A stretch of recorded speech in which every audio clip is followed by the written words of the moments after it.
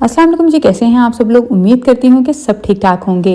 आज मैं आप लोगों के साथ किचन से मुतालिक बहुत ही मुफीद टिप्स शेयर करने वाली हूँ। खानों में जायका बढ़ाने की, किचन के मुख्तलिफ मसाइल से मुतालिक, किचन की सफाई सुथराई, बहुत ही कारआमद टिप्स हैं। उम्मीद करती हूँ कि वीडियो आपको पसंद आएगी, आपके काम आएगी। नंबर 1, मज़ेदार कड़ी बनाने के लिए हमेशा चाटी की लस्सी या खट्टा दही इस्तेमाल करें। कड़ी बहुत ही मज़ेदार बनेगी।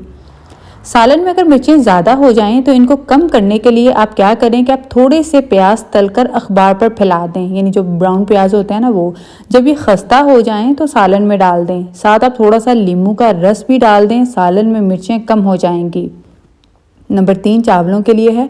चावलों को उबालते वक्त अगर थोड़ा सा नींबू का रस डाल दिया जाए तो इससे चावलों की रंगत भी साफ़ हो जाती है और चावल खुशबूदार भी बनेंगे, निखरे निखरे बनेंगे। नंबर 4, अगर चीनी में चूंटियां आएँ तो चीनी में लौंग रख दें, चूंटियां नहीं आएंगी।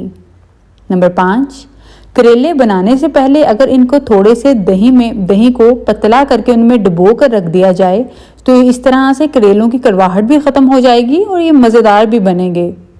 नंबर 6, चिकन का सालन बनाने से पहले अगर चिकन को 1 घंटा पहले नमक और नींबू का रस लगाकर रख दिया जाए तो इस तरीक़ा से बाद में आप चिकन बनाएं, इस तरीक़ा से चिकन मज़ेदार भी बनेगा और टेंडर भी।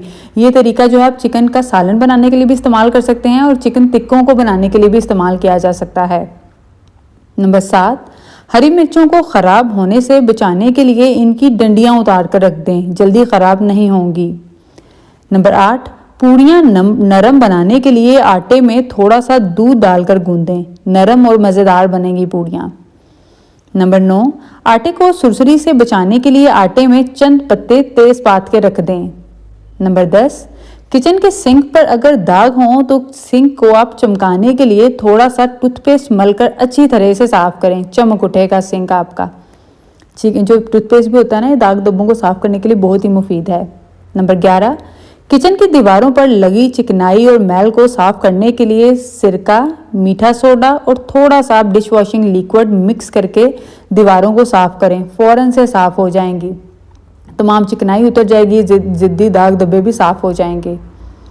नंबर 12, बिरयानी के चावल खिले खिले बनाने के लिए चावलों का दम खोलने के फ़ौरन बाद चम्मच ना चलाएं, थोड़ी देर बाद आप चम्मच चलाएं और चावल चम्मच से निकालने के बजाय प्लेट से निकालें। नरम कोफ्ते बनाने के लिए, कोफ्ते नरम और मज़ेदार बनाने के लिए आप क्या करेंगे कि आपने कीमा जो है हमेशा चर्बी वाला लेना है। अगर आप चर्बी वाला कीमा लेते हैं ना तो बड़े जूसी से कोफ्ते बनते हैं और नरम भी बनते हैं। और इसके अलावा आपने 2 ब्रेड के स्लाइसिस भी पीस कर डाल देने हैं, या ब्रेड के स्लाइसिस डाल दें या फिर ब्रेड क्रम्स डाल दें। कोफ्ते इस तरह से टूटेंगे भी नहीं और मज़ेदार और नरम भी बनेंगे। नंबर 13, अगर घर में मक्खियाँ आती हों तो फर्श धोते वक्त पानी में नमक मिला लें। नंबर 14, चावलों को सुरसरी से बचाने के लिए चावलों में तेज़पात के चंद पत्ते डाल दें।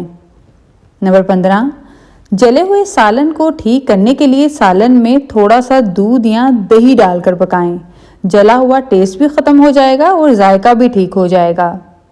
नंबर 16, धनिया या पुदीना ख़राब होने से बचाने के लिए गिलास में पानी डालकर इसमें धनिया या पुदीना खड़ा करके रख दें, ये ज़्यादा दिन तक ताज़ा रहेगा। या फिर आप एक और काम कर सकते हैं कि आप धनिए को जो है वो मलमल के कपड़े में लपेट कर रखें, फिर भी ये ख़राब नहीं होता।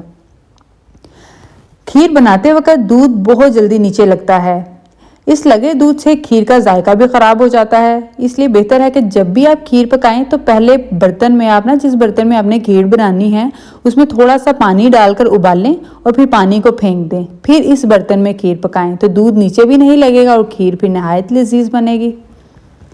अगर गोभी बनाते वक्त इसमें 2-3 चम्मच दूध डाल दिया जाए तो इससे गोभी की बसांत ख़त्म हो जाती है। इसके अलावा गोभी का बादीपन ख़त्म करने के लिए आप क्या करेंगे कि 2-3 काली मिर्चों को पीस कर आप जो है वो गोभी के ऊपर छिड़क दें, उस गोभी का बादीपन भी ख़त्म हो जाएगा। चाय के कहवा को अगर ज़्यादा देर पकाया जाए तो चाय बदमज़ा बनती है।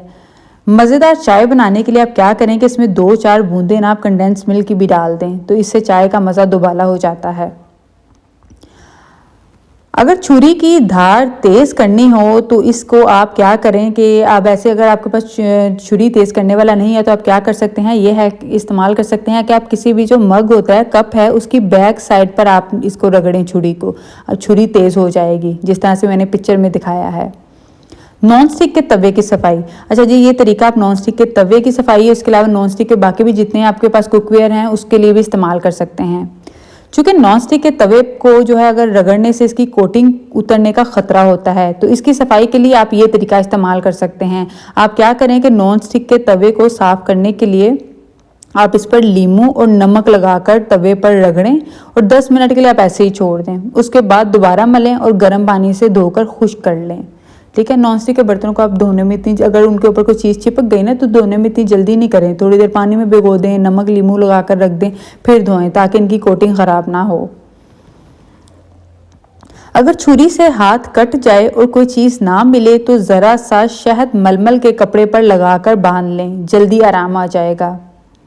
प्याज काटने के बाद हाथों से जो बू आती है, इसको ख़त्म करने के लिए हाथों पर नमक मलकर नीम गर्म पानी से धो लें, स्मेल ख़त्म हो जाएगी। जब भी कोई चीज़ फ्राई करें तो तेल में 1-2 लौंग डाल लें, फ्राई हुई चीज़ का जायका बढ़ जाएगा। इसके अलावा शलजम का खारापन दूर करने के लिए, जैसे और जिस सीज़न ना हो तो हम शलजम लेके आते हैं तो उनका टेस्ट जो है वो अजीब सा लगता है। तो आप क्या करें कि आप शलजम को ना थोड़ा सा नमक लगा कर ना थोड़ी देर के लिए रख दें और फिर उसके बाद आप पकाएं, जायका बेहतर हो जाएगा।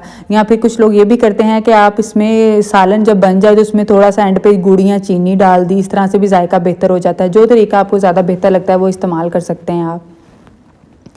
उबले अंडे की पहचान का तरीका। अगर आपने ये देखना हो कि अंडा ठीक तरह से उबला है या नहीं, तो आप इसको क्या करें, उबले हुए अंडे का बता रही हूँ, तो आपने क्या करना है कि अंडे को आप पानी में से निकाल कर ना घुमाएं। अगर ये लट्टू की तरह घूम जाए तो समझ लें अंडा उबल गया है, और अगर लड़खड़ा कर गिर जाए तो समझ लें कि कच्चा है, इसको मज़ीद उबालने की ज़रूरत है। चने या दाल गलाना। अगर थोड़ा सा दूध पकते हुए सालन में डाल दें तो दाल और चने जल्दी गल जाएंगे। और आज की रेमेडीज़ आपको कैसी लगी, टिप्स कैसी लगी, मुझे कमेंट करके ज़रूर बताइएगा। मज़ीद टिप्स और रेमेडीज़ के चैनल को सब्सक्राइब कर लीजिए, वीडियो को लाइक करें, प्यारे प्यारे कमेंट्स करें। शुक्रिया।